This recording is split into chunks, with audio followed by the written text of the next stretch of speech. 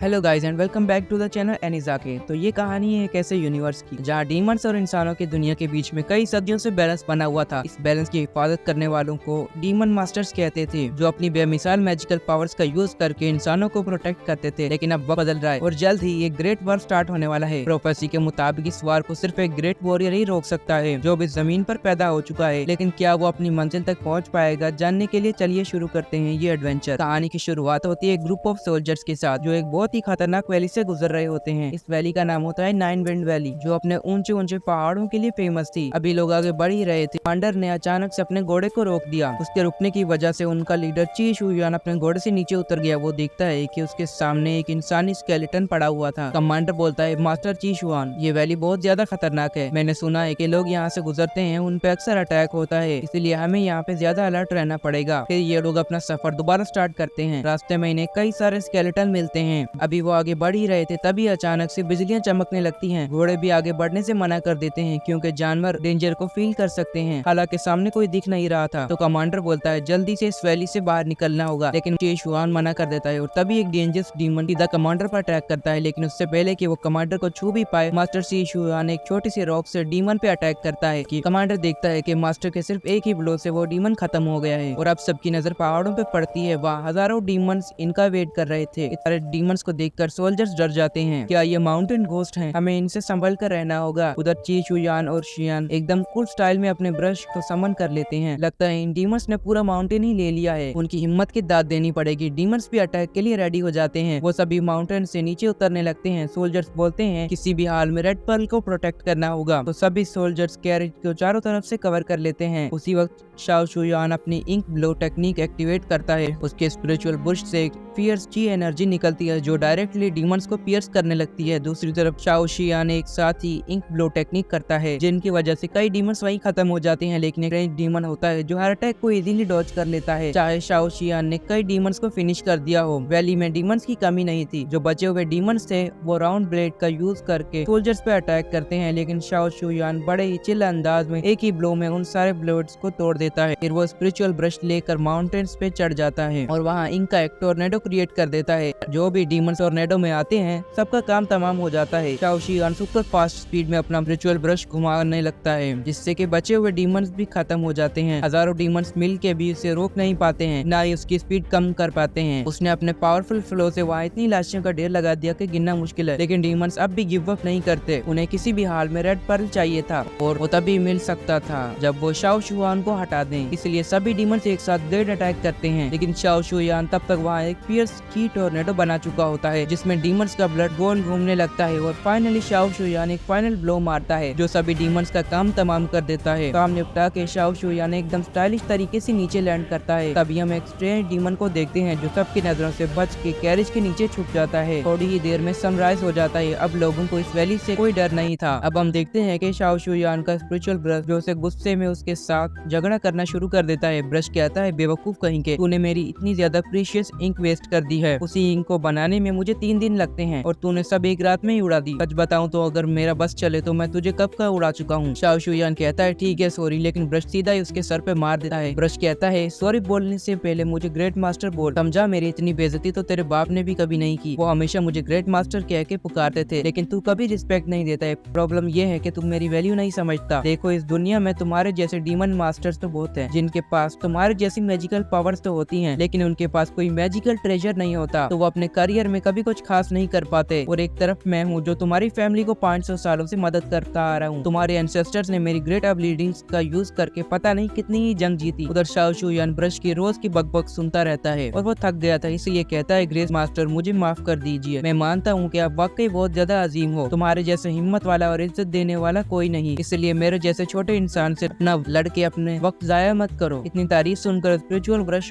खुश हो जाता है। वो कहने लगा था कि वाह शियान, तूने सब डीमंस को खत्म कर दिया। हाँ, थोड़ा वक्त लगा, लेकिन चलो ठीक है, तुम जवान हो, धीरे धीरे वक्त के साथ तुम सीख जाओगे। शाओ यान कहता है कि ग्रेट मास्टर, किसने कहा था कि सब डीमंस खत्म हो गए हैं? देखो, एक अभी भी जिंदा बचा है। फिर वो स्पिरिचुअल ब्रश का यूज करके सीधा ही कैरेज के नीचे अटैक करता है। उसका इंक वाला वार से वहाँ छुपे हुए डीमंस बाहर गिर जाता है। अब फौज के सिपाही उस डीमंस को देखते ही उसे मारने के लिए आगे बढ़ते हैं, लेकिन डीमन कहता है कि रुको रुको, मुझे मत मारो। देखो, मैं इंसान हूँ। फिर वो अपना डीमन वाला मास्क उतार कर असली चेहरा दिखाता है। तभी कमांडर उसका सर पकड़ के जोर से नीचे झुका देता है और बोलता है कि बता जल्दी, तुम इन डीमंस के साथ क्या कर रहे थे? एक इंसान होके उनका साथ क्यों दिया? शेयान कहता है कि कमांडर, इस बच्चे पर जबरदस्ती मत करना। कमांडर बोलता है, मास्टर, ऐसे लोग बहुत ही ज्यादा चालाक होते हैं, सच निकलवाने के लिए थोड़ा बहुत फोर्स जरूरी होता है। तब वो लड़का कहता है कि मेरा नाम टाइगर है और मुझे 3 दिन से कुछ खाने को नहीं मिला है। भूख से मजबूर होकर मैंने डीमंस का मास्क पहनकर उनकी टीम को ज्वाइन किया ताकि मुझे कुछ खाना मिल जाए। कमांडर को उसकी बात का यकीन नहीं आता। वो कहता है कि तुम डीमंस को पागल बना सकते हो लेकिन हमें नहीं। मास्क लगाना और बात है लेकिन तुम्हारी बॉडी तो इंसान की है, असल बात बताओ। फिर टाइगर का गला दबाया जाता है और आखिर में मजबूर होकर वो बोलता है कि मेरा बचपन पहाड़ों के जिनों और छोटी सोल्स के साथ गुजरा है, इसलिए डीमंस मुझे नुकसान नहीं पहुंचाते। लेकिन फिर भी किसी को उसकी बात पे यकीन नहीं आता है और सब उसे मारना शुरू कर देते हैं। शेयान को उस पर रहम आ जाता है और वो कहता है कि ये बच्चा ना तो डीमन है और ना ही इसने किसी को नुकसान पहुंचाया है, इसलिए इसे जिंदा छोड़ दो। कमांडर मान जाता है और सिपाहियों को रोक देता है। वो कहता है कि तुम बहुत ज्यादा नसीब वाले हो, मास्टर शेयान ने तुझे खुद बचाया है। सिपाही अपने कैरेज में आके लाल मोती को चेक करते हैं। शेयान अपने सामान से एक ब्रेड निकालता है जो वो टाइगर को देना चाहता था, लेकिन टाइगर की नजर एक बॉक्स पे थी। जैसे ही वो बॉक्स खुला उसने ऑनियन बॉम्ब्स निकाले। उसने फौरन ही सब बॉम्ब वहाँ फेंक दिया। एक जोर का धमाका होता है। बॉम्ब्स के अंदर जो तेज बदबू थी उससे सबको उल्टी सी महसूस होने लगती है। सब देखते हैं कि रेड पर्ल चोरी हो गया है और टाइगर भी गायब हो गया है। अगर हम ये रेड पर्ल किंगडम तक नहीं ले गए तो हमारी गर्दन कट जाएगी। मास्टर शेयान रो रहा होता है, इस बच्चे ने ऐसा काम किया जो मैं कभी माफ नहीं कर सकता। सिपाहियों ने पहली बार शेयान को इतने ज्यादा गुस्से में देखा था। उन्हें लगता है कि शेयान को रेड पर्ल के लिए नहीं, ऑनियन के लिए गुस्सा है। शेयान को सबसे ज्यादा नफरत किसी चीज से है, वो है प्याज। दूसरी तरफ एक लड़की अपने हॉर्स पे तेजी से जा रही होती है। वो कहती है फादर के घर पहुंचने से पहले ही वापस जाना होगा, वरना पता चल गया तो मेरी बैंड बच जाएगी। वो जंगल में जंप लगाकर एंट्री करती है। माउंटेन घोस्ट का अड्डा दिखाया जाता है जहाँ सब डीमंस जमा होते हैं। टाइगर डीमन किंग के सामने रेड पर्ल पेश करता है। डीमन किंग खुशी से पागल हो जाता है और बोलता है, बच्चे, तुझे जिंदा छोड़कर मैंने सही किया है। ये लाल मोती दुनिया की सबसे ज्यादा ताकतवर चीज है। इससे 9980 साल तक बनाया गया है। ये दुनिया का सबसे ज्यादा रेयर ट्रेजर है। टाइगर कहता है, डीमन किंग, मैंने अपना वादा पूरा किया, अब मुझे बताओ कि मेरी माँ कहाँ है। डीमन किंग जोर जोर से हंसने लगता है और कहता है कि मैं ऐसे किसी को नहीं जानता, मुझे क्या पता तेरी माँ कौन है, मुझे तो सिर्फ पर्ल चाहिए था, इसलिए मैंने थोड़ा बहुत झूठ बोल दिया। टाइगर गुस्से से बोलता है कि तुमने मेरे साथ मजाक किया। डीमंस उसकी हालत को देखकर हंसते हैं। टाइगर बोलता है, तुम्हें लगता है कि मैं आसान शिकार हूँ। फिर वो अपना ऑनियन बॉम्ब बाहर निकालता है और डीमन किंग के सर पे तोड़ देता है। डीमन किंग अब भी रेड पर्ल नहीं छोड़ता। टाइगर उसकी उंगली को काट लेता है। जैसे ही रेड पर्ल गिरा, टाइगर फौरन ही उसे उठा लेता है। टाइगर के भागने पर डीमन किंग कहता है कि जाओ उस बच्चे को पकड़ो। सब डीमंस उसके पीछे लग गए थे। टाइगर ऑनियन बॉम्ब से उनकी स्पीड को स्लो कर देता है। कुछ डीमंस उसके पास आ जाते हैं तो टाइगर उनके मुंह पर किक मार देता है, लेकिन उस फाइट में टाइगर खुद भी जख्मी हो जाता है और गिर जाता है। अभी वो थोड़ा रेस्ट भी नहीं करता कि डीमंस वापस आ जाते हैं। टाइगर एक वॉल के पास पहुंच जाता है जिसमें एक छोटी सी जगह होती है। वो उससे अंदर जंप कर देता है। डीमंस उसमें फंस जाते हैं क्योंकि वो मोटे थे। टाइगर सोचता है कि अब छुटकारा मिल गया, लेकिन कुछ डीमंस अब भी उसके पीछे होते हैं। तभी वो खुद ही धमाके में उड़ जाता है। उसके पीछे जो लड़की थी उसने अपनी तालिस्मान से डीमंस को उड़ा दिया होता है। टाइगर के कपड़ों में आग लग जाती है तो वो जंप करके आग बुझाता है। तभी और डीमंस भी ऊपर अटैक करते हैं। वो लड़की अपने स्पीयर से सब पर अटैक कर देती है। स्पीयर का यूज करते हुए न जाने कितने ही डीमंस को खत्म कर दिया। उसकी इस टेक्निक का नाम था फेदर स्लैश बोला जाता है। अब वो लड़की डीमंस को निपटा के सीधा ही नीचे आ जाती है। टाइगर को उसकी टेक्निक देखकर काफी ज्यादा इम्प्रेस हो गया था, लेकिन ये लोग देखते हैं कि अभी भी डीमंस की तादाद खत्म नहीं हुई। इनफैक्ट अब तो उन्हें डीमन किंग की आवाज भी सुनाई देने लगती है। तभी डीमन किंग एक माउंटेन से छलांग लगाकर सीधा ही टाइगर पर लैंड करने वाला होता है, मगर उस लड़की ने टाइम पर टाइगर को पीछे खींच लिया था। डीमन किंग की धमाकेदार एंट्री से कई डीमंस हवा में उड़ जाते हैं और तभी शाओ सुवान भी अपने स्पिरिचुअल ब्रश लेके कूल एंट्री मारता है। डीमन किंग शाओ सुवान को देखते ही उसे पकड़ने की कोशिश करता है, लेकिन उससे पहले कि फियर की एनर्जी ने उसे ब्लास्ट कर दिया। डीमन किंग की बॉडी पूरी तरीके से डिस्ट्रॉय हो गई थी और उसका स्कल दूर जाके गिर गया था और डिस्ट्रॉय हो गया था। अब शाओ सुवान कहता है कि चलो तुम इधर आओ। ये सुनकर टाइगर फौरन उस लड़की के पीछे छुप जाता है। वो कहता है कि प्यारी सिस्टर, प्लीज मुझे बचा लो वरना ये हैवान मुझे मार देगा। तभी उस लड़की की नजर शाओ सुवान के बैज पर पड़ती है। वो कहती है कि ये तो नेशनल डीमन मास्टर है,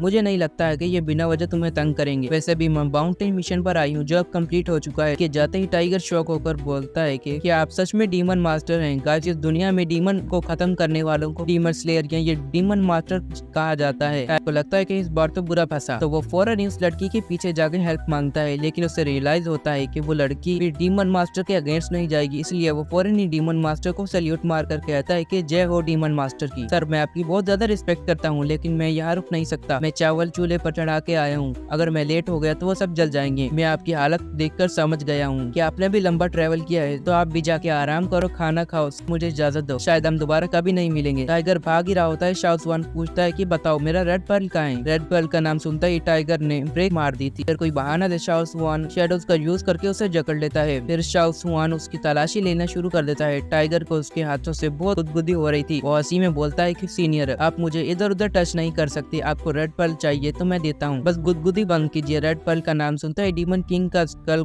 फिर से होश में आ गया था। टाइगर ने भी ये नोटिस कर लिया था। वो शाओ सुआन से बोलता है कि आपके पीछे देखो, एक मॉन्स्टर है। लेकिन शाओ सुआन उसकी बात पे भरोसा नहीं करता है। वो कहता है कि बच्चे, अब तुम मुझे और ज्यादा उल्लू नहीं बना सकते। तब तक शाओ सुआन को रेड पर्ल मिल चुका होता है और तभी डीमन किंग आकर उन्हें जोर से पुश करता है। रेड पर्ल हवा में उछल जाता है। डीमन किंग का स्कल उसे निगलने की कोशिश करता है, लेकिन टाइगर सीधा जाकर रेड पर्ल निगल लेता है। डीमन किंग का स्कल ग्राउंड पर जाकर ब्लास्ट हो जाता है और उसका चैप्टर खत्म। मगर अब टाइगर की जान खतरे में आ गई थी। उसकी बॉडी एक बलून की तरफ फूल गई थी और उससे स्ट्रॉन्ग ऑरा रिलीज होने लगता है। अब तो शाओ सुआन भी कुछ नहीं कर सकता, इसलिए वो फौरन ही ग्रेट मास्टर को समन कर लेता है। ग्रेट मास्टर कहता है कि शाओ सुआन, इस बंदे ने रेड पर्ल कंज्यूम कर लिया है। मुझे हैरानी है कि अब तक इसकी बॉडी एक्सप्लोर नहीं हुई। रेड पर्ल दुनिया का सबसे ज्यादा पावरफुल यंग ऑब्जेक्ट है। एक डीमन मास्टर भी इसे कंज्यूम करने से पहले 10,000 बार सोचता है और ये जंगल का लड़का बिना कुछ सोचे समझे इसे निकल गया। शाओ सुआन कहता है कि ग्रेट मास्टर, ये लड़का बदतमीज है, पर मैं इसे ऐसे मरने तो नहीं दे सकता, आप कोई रास्ता बताओ।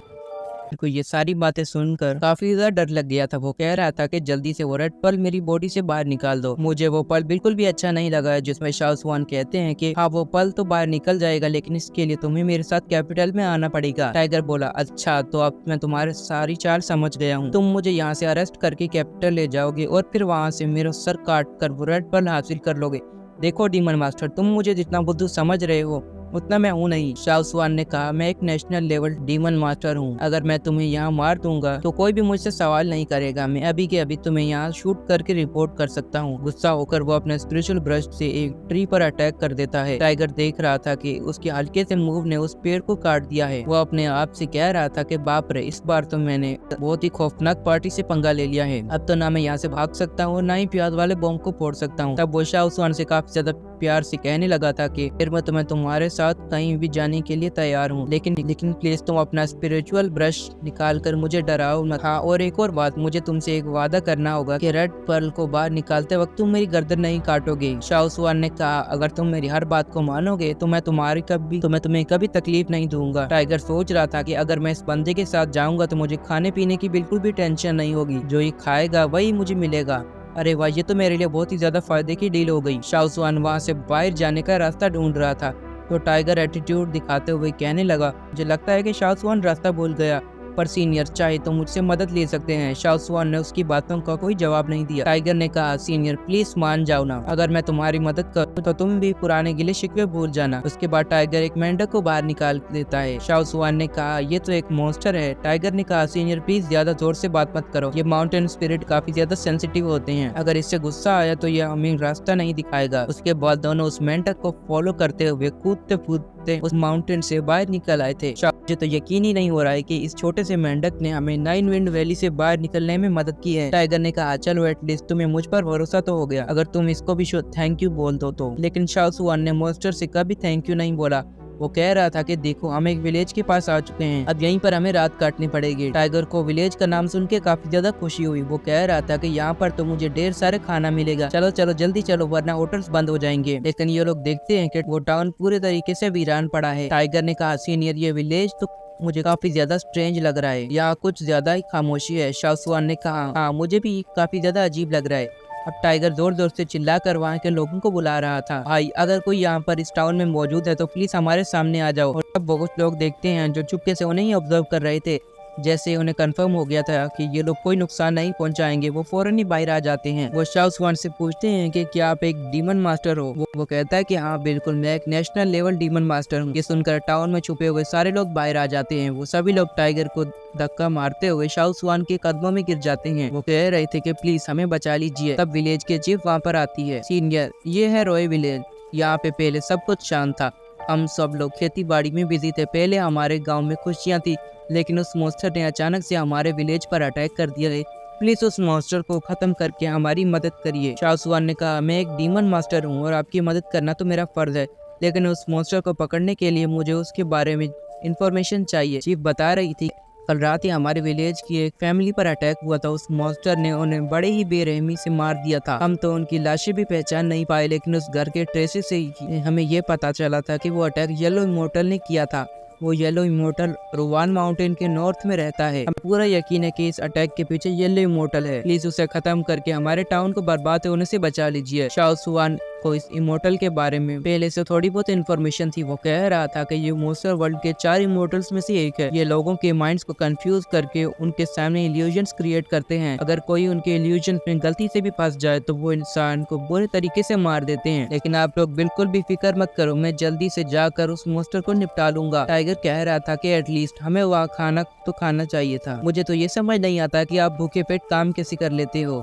भाई मेरा तो भूख से बुरा हाल हो रहा है। शाओ सुआन ने कहा रूल्स के अकॉर्डिंग चल के जस्टिस दिलाना ही मेरा हैप्पीनेस है। टाइगर ने कहा आज तो तुम्हें अपनी ड्यूटी निभाने में काफी ज्यादा मुश्किल होने वाली है, क्योंकि मुझे तो येलो इमोर्टल का नाम सुन के ही काफी ज्यादा खतरनाक लग रहा है। और अगर दिल की बात बताऊं तो मुझे बिल्कुल नहीं लगता है कि तुम उस येलो इमोर्टल को हरा पाओगे। उतनी देर में अचानक से टाइगर के पाँव पर एक रस्सी बंध के उसे हवा में उछालती है। टाइगर को लगा था कि ये काम शाओ सुआन ने किया है।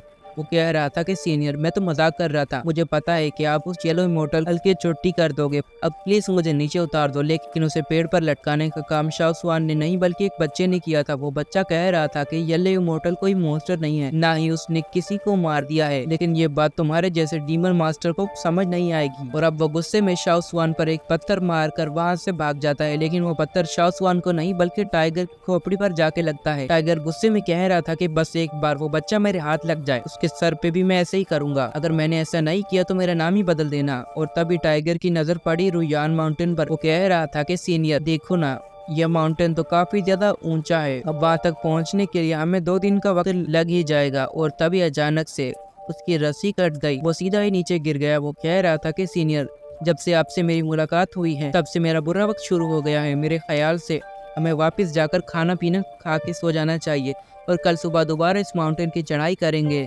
लेकिन शाओ सुआन तो बस उसे घूरे जा रहा था। टाइगर कह रहा था कि क्या बॉस क्यों घूर रहे हो। और उसी वक्त शाओ सुआन ने अपनी लॉकिंग स्पेल हटा दी थी, जिससे टाइगर दोबारा से एक बार बलून के जैसे फूल गया था। साथ ही वो बलून जैसे हवा में फ्लोट करने लगता है। तो शाओ सुआन फौरन ही उसके पाँव पकड़ लेता है। टाइगर उससे कह रहा था कि मैं कोई खिलौना नहीं हूँ जो तुम जब चाहो मेरा इस्तेमाल कर लोगे। हद हो गई, इस बार तो तुमने मुझे पैराशूट बना दिया है। अगर तुमने दोबारा मेरे साथ ऐसा कोई खिलवाड़ किया तो मैं तुमसे बदला जरूर लूंगा। अब ये लोग थोड़ी देर में माउंटेन पर पहुंच जाते हैं। वहाँ जाके शाओ सुआन ने स्पेल दोबारा से सील कर दिया था। टाइगर शाओ सुआन से कह रहा था कि पिछली बार तुमने मेरी शर्ट फाड़ा था और इस बार मेरी पतलून फटते फटते बच गई है। मगर शाओ सुआन उसकी फालतू बातों पर बिल्कुल भी ध्यान नहीं देता है। वो देख रहा था कि उसके सामने तो काफी ज्यादा थिक फॉग है। तो शाओ सुआन ने फौरन ही अपनी पावर्स का यूज करके फॉग को हटा दिया। टाइगर देख रहा था कि उस माउंटेन पर तो एक टेम्पल भी है, इसलिए वो सीधा ही उसके पास गया और उसकी घंटी को बजाने लगा। इधर शाओ सुआन गुस्से में उससे कहने लगा जल्दी से वहाँ से पीछे हट जाओ। उतने में ही वो टेम्पल शेक होते हुए उसमें से एक बहुत ही स्ट्रॉन्ग एनर्जी बाहर आती है, जिसने टाइगर को सीधा ही हवा में उछाल दिया था। तो शाओ सुआन ने फौरन ही अपनी स्पिरिचुअल ब्रश का यूज करके इंक शैडो क्रिएट की, जो टाइगर को नीचे गिरने से बचा लेती है। इधर शाओ सुआन पर भी अटैक हो जाता है, मगर उसने बहुत तेजी से शैडो टेक्निक का यूज करते हुए उस अटैक को डिस्ट्रॉय कर दिया था। तब तक टाइगर भी शाओ सुआन के पास आकर अटक चुका था और फाइनली अब येलो इमोर्टल उनके सामने आ जाता है। वो तो एक क्यूट सा दिखने वाला मॉन्स्टर था उनके सामने। उसने सबसे पहले शाओ सुआन के साथ झगड़ा शुरू कर दिया। वो कह रहा था कि तुम लोगों ने मेरे टेंपल पर अटैक किया। अरे यार जरा टेंपल का तो लिहाज रखना चाहिए था। टेंपल का तो सही था, लेकिन तुमने मेरे पीछे से भी अटैक किया है और इसका बदला मैं जरूर लूंगा। उसके बाद वो अपनी तशरीफ पकड़कर जोर जोर से उछलने लगता है। इधर शाओ सुआन को भी यकीन नहीं हो रहा था कि इतना क्यूट सा मॉन्स्टर किसी को मार भी सकता है। इधर येलो इमोर्टल कह रहा था कि वैसे तो तुमसे मिलके मुझे काफी ज्यादा खुशी हुई, लेकिन तुम लोगों ने आते ही मुझ पर हमला किया, इसलिए अब मुझे भी तुम्हारे साथ बदतमीजी करनी होगी। उसके बाद वो थोड़ा सोच कर कहने लगा तुम लोग तो एक नंबर की कमीने कुत्ते हो। टाइगर भी शौक होकर कह रहा था कि देखो ये तो झगड़ा खत्म हो गया। साथ ही वो शाओ सुआन से भी कह रहा था कि मुझे नहीं लगा था कि क्यूट से मॉन्स्टर ने किसी को भी मारा होगा। वो येलो इमोर्टल बार बार एक ही डायरेक्शन में देखे जा रहा था। अब उसका क्या मिस्ट्री है इसके बारे में तो फिलहाल कुछ भी नहीं बताया गया। अब येलो इमोर्टल शाओ सुआन से कहने लगा था कि फिलहाल तो मेरे पास एक बहुत ही जरूरी काम आया है, बस एक बार मैं वो काम करके आ जाऊं, फिर मैं अपनी तशरीफ का बदला तुमसे जरूर लूंगा। उसके बाद वो इन्हें अलविदा कहकर वहाँ से भागने लगा। मगर तभी शाओसुआन हवा में जंप लगाते हुए सीधा ही उसके पाँव पकड़ लेता है। हालांकि येलो मोर्टल ने वहां अपना स्मोक रिलीज करते हुए उसे दूर फेंक दिया था। वो तो अब रॉकेट जैसे फुल स्पीड में आगे बढ़ रहा था, लेकिन तभी टाइगर जाके सीधा ही की पूंछ को पकड़ लेता है। टाइगर उससे कह रहा था कि भाई तूने मुझ पर अटैक किया था, इसलिए अब तू भी बिना मार खाई यहाँ से नहीं जाएगा। इधर शाओसुआन भी इंक शैडो का यूज करते हुए इन दोनों का पीछा कर रहा था। साथ ही उसने येलो इमोर्टल पर इंक ब्लो से अटैक करना शुरू कर दिया था, मगर येलो इमोर्टल यहाँ से वहाँ छलांग लगाते हुए उसके हर अटैक को डॉज कर देता है। इधर वो टाइगर से कह रहा था कि कुत्ते जल्दी से मेरी पूंछ को छोड़ दें, मगर टाइगर उसकी एक नहीं सुनता। वो कह रहा था कि तू जितना भागेगा उतना ही मुझे मजा आएगा। इसलिए येलो इमोर्टल अपने सामने आने पर टाइगर को पटकना शुरू कर देता है। टाइगर के मुंह पर कटोरे पत्ते सब जाके लग रहे थे, जिससे उस बेचारे की हालत खराब हो जाती है, मगर फिर भी उसने येलो इमोर्टल की पूंछ नहीं छोड़ी। वो शाओसुआन से कह रहा था कि भाई अगर तेरे में जरा भी दम है तो इसे रोक के दिखा। इधर शाओसुआन भी बहुत तेजी से भाग रहा था। वो कह रहा था कि ये येलो इमोर्टल तो हद से ज्यादा तेज निकला। मेरे ख्याल से इसने चारों इमोर्टल्स की ब्लड लाइन को परफेक्टली इनहेरिट कर लिया है। शाओसुआन अपने शैडो के जरिए येलो इमोर्टल को कैप्चर करने की कोशिश करता है और अब वो अपने ग्राउंड शेकिंग टेक्निक का यूज कर रहा था। येलो इमोर्टल देख रहा था कि अब उस नेट से बाहर नहीं जा सकता वो, इसलिए वो वहाँ पर तेजी से भागते हुए नेट टोन करने शुरू कर देता है। उसको ऐसे करने से पूरी जमीन शेक होने लगती है। ये नजारा देखकर शाओसुआन समझ गया था कि इस येलो इमोर्टल को कंट्रोल करना मुश्किल है, इसीलिए वो टाइगर से कह रहा था कि जल्दी से इसकी पूंछ छोड़ दो, जिसमें टाइगर कह रहा था कि हाँ वो तो मैं कर दूंगा, लेकिन मुझे प्रॉमिस करो कि यहाँ से जाने के बाद तुम मुझे नूडल्स खिलाओगे। इधर येलो इमोर्टल ने भी लग्जरी टेक्निक का यूज करते हुए टाइगर से अपना पीछा छुड़ा लिया। शाओसुआन देख रहा था कि एक बहुत बड़ा पेड़ सीधा ही टाइगर पर गिरने वाला है, इसलिए उसने अपने हाथ से जाके उस पेड़ को पकड़ लिया। इधर टाइगर कह रहा था कि शाओसुआन तुझे मेरा बदला लेना होगा। टाइगर के सर पर इतनी जोर से चोट लग गई थी कि उसे अपने सारे पुराने रिश्तेदार याद आ गए। वो मोस्टर तो उनके हाथ नहीं लगा, इसलिए वो दोबारा टाउन में वापस जाते हैं। टाइगर कह रहा था कि शाओसुआन आज तुमने मुझे साबित कर दिया कि सब डीमन हंटर्स बहादुर नहीं होते। अरे कुछ डीमन मास्टर्स तो इतने बेकार होते हैं कि एक क्यूट से मोस्टर को भी नहीं पकड़ पाते। जिस पर शाओसुआन कहने लगता है कि जब से हम माउंटेन से नीचे आए हैं तब से तुम्हारी बकबक सुनते जा रहा हूँ। जरा अपना मुंह बंद करके अपना दिमाग चलाओ, जरा सोचो वो येलो इमोर्टल वहाँ से क्यों भागा। जिस पर टाइगर कह रहा था कि भाई मैंने तो अपना दिमाग फुल ऑन चलाया, पर मैं इतना तो जानता हूँ कि वो येलो इमोर्टल बेकसूर है। वो इतना क्यूट सा मोस्टर है, कभी किसी की जान नहीं ले सकता। शाओसुआन कह रहा था कि मोस्टर क्यूट हो या ना हो, वो मोस्टर तो मोस्टर है, उन मोस्टर को पकड़ना हमारे डीमन मास्टर्स का फर्ज है। मगर टाइगर उसकी बात से बिल्कुल भी एग्री नहीं था। वो कह रहा था कि तुम सब डीमन मास्टर एक नंबर के बेरहम हो, तुम्हें अच्छाई और बुराई में फर्क करना नहीं आता। अच्छा हुआ वो मोस्टर तुम्हारे हाथ नहीं लगा, वरना तुम उसे भी खत्म कर देते। शाओसुआन कहने लगा था कि चाहे तुम्हें अच्छा लगे या बुरा, लेकिन ये हमारे डीमन मास्टर्स के लाज हैं। टाइगर कह रहा था कि ठीक है, वैसे भी मुझे जोरों की भूख लग रही है, इसलिए मैं बिल्कुल भी तुम्हारे साथ झगड़ा नहीं करना चाहता। अब हम जल्दी से उस शेफ के घर में जाके खाना खाएंगे। लेकिन उसी वक्त शाओसुआन को बहुत ही स्ट्रॉन्ग मोस्टर की एनर्जी सेंस होने लगती है, इसलिए वो जल्दी से विलेज की तरफ बढ़ने लगता है। इधर टाउन में अफरा तफरी मची हुई थी। हम देखते हैं कि एक बहुत बड़ा मोस्टर अपने टेंटिकल से लोगों का शिकार कर रहा था। वहाँ पर हम येलो इमोर्टल को भी देखते हैं, जो कि इधर उधर भागते हुए अपने आप को आग से बचाने की कोशिश कर रहा था। इधर उस मोस्टर के टेंटिकल्स ने एक के बाद एक विलेजर्स को पकड़ लिया था। शाओसुआन और टाइगर बहुत तेजी से विलेज की तरफ बढ़ रहे थे, लेकिन उनके वहां से आने से पहले ही वो मोस्टर वहां से गायब हो जाता है। और अब तो बस उनके सामने कुछ लाशें पड़ी हुई थी। और तभी हम वहां पर एक अजीब सी चीज को देखते हैं, जिसे देखकर डीमन मास्टर कहता है कि वांग टू सिन। और इसी के साथ ये एपिसोड यहीं पर खत्म हो जाता है। बाकी अगर आपको इसका नेक्स्ट पार्ट भी चाहिए तो वीडियो पर 100 लाइक्स और 10 कमेंट्स का टारगेट जरूर से कर दीजिए। तब तक के लिए थैंक्स फॉर वॉचिंग।